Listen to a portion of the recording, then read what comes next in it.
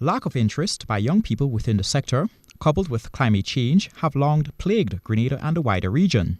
However, the Barbados Ministry of Agriculture seeks to change this through the introduction of Youth Agri-preneurship Incubator program. The program caters to young people seeking to develop or expand sustainable agro-businesses, also taking into consideration the threats of climate change. GBN was given a tour of the facility in Barbados by the island's Ministry of Agriculture. The area is 25 acres and it has a number of features inside of it. We have greenhouses, we have a mandala garden, we have a solar greenhouse as well to show alternative energy use. We also have an Andromeda garden, and there will be like a forest feature inside of it as well to showcase the importance of food and forests. We also have included in this system covers, because climate change is something real and we have to find new ways of adaptation. Speaking on the issue of climate change, Mr. Chandler, who visited Grenada last year, noted that the past periods of drought have created a need for heavier investment in rainwater systems. Last year was a very bad drought here in Barbados, and we have taken the step to introduce water capturing processes. So you have large containers, large drums to capture water off of the roof of the house, and then you will store it and supply your property or your system. One of the areas affected by last year's drought was the poultry sector. GBN travelled to the rural part of St. John in Barbados to visit a poultry farm that was heavily affected. Poultry farmer David Gay told GBN that his losses was great due to the dry spell. Climate change could be very important.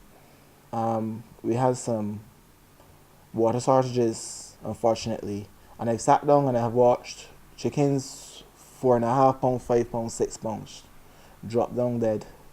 All that is your profits just going down the drain, because they can't salvage them. In Barbados, we don't do nothing with the dead chicken, or you just burn it. That's all. So it's just a loss. Like 150 chickens dropped down. An aspect of this year's State of the Industry Conference dealt with the effects of climate change and how the Caribbean Tourism Organization, the Caribbean Hotel and Tourism Association, and the Caribbean Institute for Meteorology and Hydrology can work together. An agreement was signed between these three agencies to support the joint integration of climate early warning information to climate-sensitive sectors in the region. Grenada's Minister for Tourism was also present at the signing ceremony, which took place on Friday.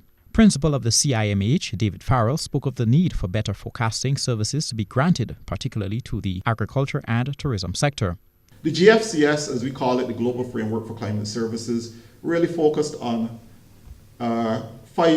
initially on 4 sectors, then on 5 sectors. The initial 4 were agriculture and food security, disaster risk reduction, water, and health. In recent years, they added a new sector, energy. But there's no mention in the Global Framework for Climate Services of tourism.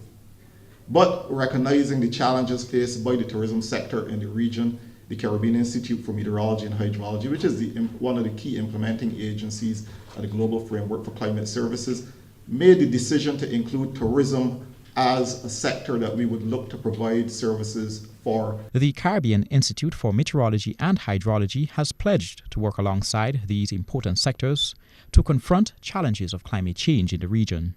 Colin Campbell, GBN News.